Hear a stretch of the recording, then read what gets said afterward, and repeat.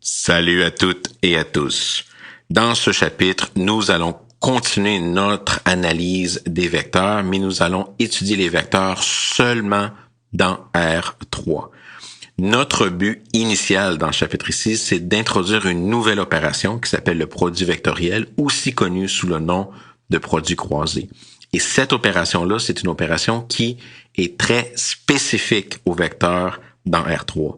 Puis pour parler de produits croisés, nous avons besoin de deux trucs. Un, de la terminologie et de la notation des vecteurs standards unitaires IJK, et la notion d'aire d'un parallélogramme inscrit entre deux vecteurs. Donc ça va être les deux trucs de base qui vont nous permettre de bien définir c'est quoi le produit vectoriel entre deux vecteurs. Donc allons-y, les deux premières sections, deux sections préliminaires au fameux produit croisé.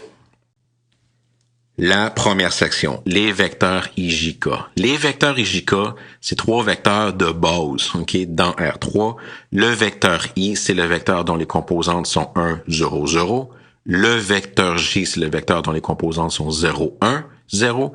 Et le vecteur K, c'est le vecteur dont les composantes sont 0, 0, 1.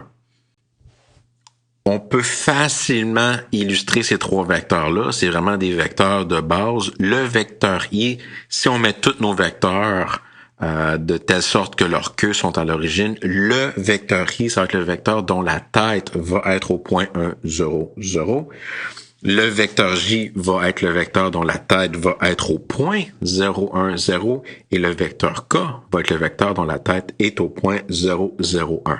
La première chose à remarquer, une fois qu'on a dessiné ces vecteurs-là, c'est que chacun de ces vecteurs-là, leur longueur va toujours être 1. Donc, la longueur de nos vecteurs I, J et K, c'est 1. Bien sûr, si vous calculez avec la formule, donc la longueur de I, c'est 1. La longueur de J, c'est 1. La longueur de K, c'est 1. Donc, ça, c'est pas très difficile à vérifier. Vous pouvez utiliser la formule.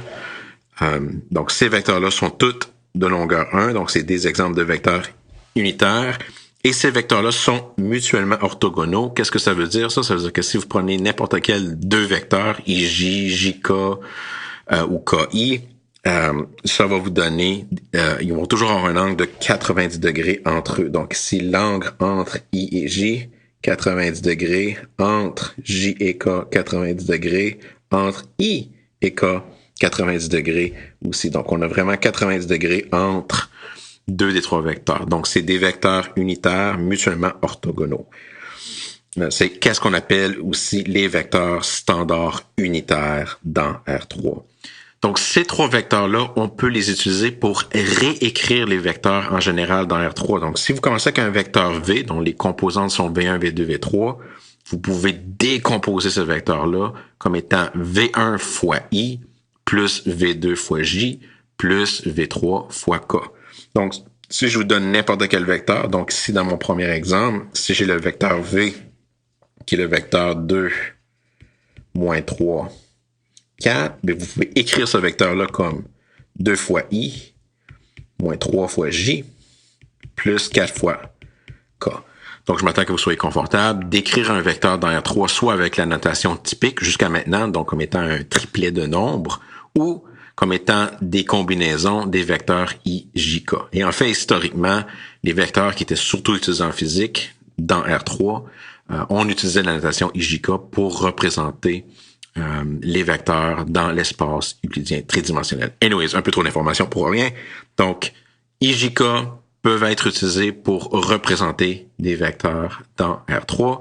C'est important d'être capable de bien visualiser ces vecteurs-là dans l'espace. Donc, c'est les vecteurs de base. Si on vous demande de dessiner le vecteur I, J ou K, vous devriez être à l'aise et confortable dans votre peau pour dessiner ces vecteurs-là. Donc, ma première étape vers le produit vectoriel est terminée. Je connais bien les vecteurs standards unitaires. Le deuxième ingrédient qu'on a besoin pour définir le produit entre deux vecteurs, c'est la notion de parallélogramme entre deux vecteurs. Donc, l'idée est la suivante. Si on commence avec deux vecteurs U et V, supposons que ces deux vecteurs-là sont non nuls. Nos vecteurs sont bien sûr, dans ce chapitre-ci, tous dans R3. le parallélogramme inscrit entre les deux vecteurs est le suivant. Donc, pouf, c'est le parallélogramme dont deux des côtés est donné par les vecteurs U et V. Donc, maintenant qu'on a un parallélogramme, on s'intéresse certainement à calculer l'aire de ce parallélogramme.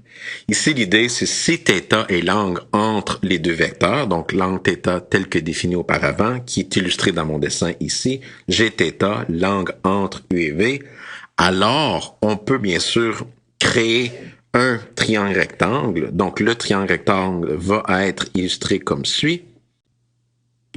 Donc, pouf! Donc, j'ai un petit triangle rectangle ici. Donc, si je veux calculer l'aire de ce parallélogramme-là, je vais simplement utiliser la base fois la hauteur, où ce que la hauteur va être donnée par le triangle rectangle que j'ai dessiné dans mon parallélogramme. Ici, la base va être donnée par la longueur du vecteur U et la hauteur va être donnée par le côté opposé du triangle rectangle, donc le côté opposé à θ. Donc, si on sait que l'hypoténuse du triangle rectangle, c'est la longueur de V, alors on sait que sin θ, donc on sait que sin θ, ça va être la hauteur sur l'hypoténuse. Donc, si on cherche une formule pour la hauteur, mais la longueur de V fois sin θ va nous donner la valeur de la hauteur. Donc, ça, c'est notre hauteur. Donc, si on cherche une formule maintenant pour la hauteur, parce que si on nous donne les vecteurs U, les vecteurs V, calculer les longueurs, c'est plus un problème. On calcule les composantes au carré, on les additionne dans une racine carrée, tout est beau. Mais sin θ, là, c'est un petit peu plus compliqué.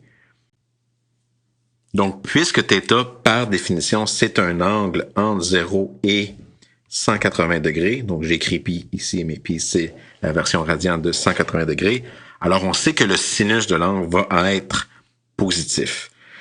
Donc ici, quelque chose à se souvenir qui est important, lorsqu'on parle d'angle, la formule pour calculer un angle, ça vient bien sûr d'un ratio cosinus. Donc on a un sinus, l'idée ici, c'est de se débarrasser de ce sinus-là avec une formule cosinus. Donc le truc, c'est d'utiliser l'identité trigonométrique de base, sin carré θ plus cos carré θ est égal à 1. Puis si vous isolez le sin θ dans cette équation, cette identité trigonométrique-là de base, mais 1 moins cos carré en racine va vous donner la solution positive. Donc, on sait que sin θ peut s'écrire comme la racine de 1 moins cos carré θ. Ici, l'idée, c'est cos θ, on a une formule pour vous. Donc, tout ça pour dire, on commence avec la formule de l'aire, base fois hauteur, donc norme de U fois norme de V fois sin θ. Maintenant, sin θ se fait remplacer par la racine de 1 moins cos carré θ, ou ce que cos θ, donc on a une formule pour cos θ. Cos θ, c'est le produit scalaire entre U et V sur la norme de U fois la norme de V. Donc, on remplace cos θ par sa formule au carré. Donc, ensuite, c'est purement algébrique. Donc, 1, je pourrais l'écrire. Donc, ici, j'ai deux termes que j'additionne. Le dénominateur commun va être la norme de U fois la norme de V au carré. Donc, je peux additionner ces deux termes-là. Au numérateur, je vais avoir norme de U au carré fois norme de V au carré moins le produit scalaire au carré. Sur la norme de U au carré, norme de V au carré, je peux sortir à l'extérieur le terme norme de U au carré, norme de V au carré. Bien sûr, lorsque je vais sortir à l'extérieur de la racine carrée au dénominateur, il va aller complètement simplifier la norme de U puis la norme de V qui est à l'extérieur de la racine carrée pour me donner une belle petite formule. Puis ça, c'est bien sûr la formule que je veux que vous vous souveniez. Donc, si je cherche l'aire du parallélogramme inscrit entre les vecteurs U et V, tu calcules la longueur de U, la longueur de V, le produit scalaire entre U et V, puis tu les plugues dans cette formule-là, puis ça va vous donner votre aire. Donc, ça vient de quelque part, mais le plus important, c'est d'être capable d'utiliser cette formule-là. Puis, une belle remarque ici, c'est si un des deux vecteurs est le vecteur nul, bien sûr, on s'attendrait que l'aire du parallélogramme inscrit serait 0, puis ça va marcher si vous remplacez le vecteur U ou le vecteur V par le vecteur nul, ça va vous donner 0. Donc, cette formule-là, si vous commencez avec le vecteur nul, ça va vous donner 0. Puis ça, c'est important parce que l'angle θ, c'est quelque chose qu'on peut pas définir. On peut seulement parler d'angle entre deux vecteurs si les vecteurs sont non nuls. Par contre, on peut parler d'air entre deux vecteurs, même si un des deux vecteurs est nul. Donc, autrement dit, cette belle formule-là, la racine de la norme de U au carré fois la norme de V au carré moins le produit scalaire au carré est indépendante de l'angle θ. Donc, c'est la force de cette formule-là. Il n'y a plus de θ à calculer. Tu fais juste plugger ça dans cette formule-là, puis tout est beau. Anyways, faisons un exemple pour bien assimiler cette petite formule. Donc, un petit exemple, calculer l'aire du parallélogramme entre les vecteurs -1, 0, 1 et le vecteur V, 1, 2, 3. Donc, moi, la manière que j'aime faire ces questions-là, c'est simplement en calculant tout. Donc, je vais commencer en calculant la longueur de U. Donc, petite révision, donc -1 au carré, plus 0 au carré, plus 1 au carré dans une belle petite racine. Ça va vous donner 1 plus 0 plus 1, qui va être racine de 2. Ensuite, je calcule la norme de V. La norme de V qui va être 1 au carré, plus 2 au carré, plus 3 au carré, le tout dans une belle petite racine. 1 plus 4 plus 9, ça va vous donner racine de 14. Ensuite, je calcule le produit scalaire entre U et V. Entre U et V.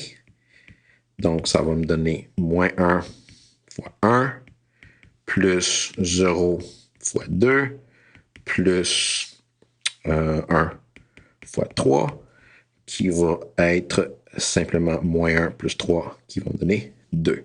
Puis une fois que j'ai tout calculé les chiffres importants, entre guillemets, pour mon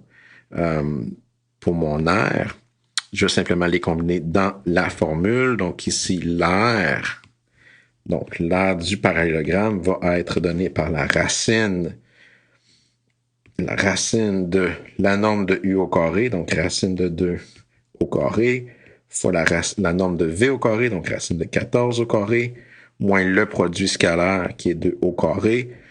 Donc, je vais avoir 2 fois 14 qui est 28 moins 4, qui va me donner racine de 24. Donc, j'ai mon aire du parallélogramme inscrit entre les deux vecteurs. Donc, je vais juste terminer cette section-là avec une remarque. Donc, pour ceux et celles qui connaissent déjà le produit croisé, il y a bien sûr un lien. Donc, inquiétez-vous pas, je vais faire ce lien-là plus tard. Mais si vous connaissez déjà comment calculer des produits croisés ou des produits vectoriels, j'ai une petite remarque pour vous. Donc, excusez-moi. Donc, si vous calculez le produit croisé entre U et V, donc ici, boum. Donc, pour ceux qui savent, calculer le produit croisé lorsque vous allez faire U croix V, ça va vous donner le vecteur -2, 4 et -2. Donc, encore une fois, ici, je suis pas là pour expliquer d'où ce qui vient. Donc, c'est seulement une remarque pour ceux et celles qui connaissent le produit croisé. Et si vous calculez l'aire, si vous cherchez l'aire de votre parallélogramme, donc l'aire, mais ça se calcule aussi comme étant la norme du produit croisé ou la longueur. Donc, l'aire, c'est aussi la longueur du produit croisé.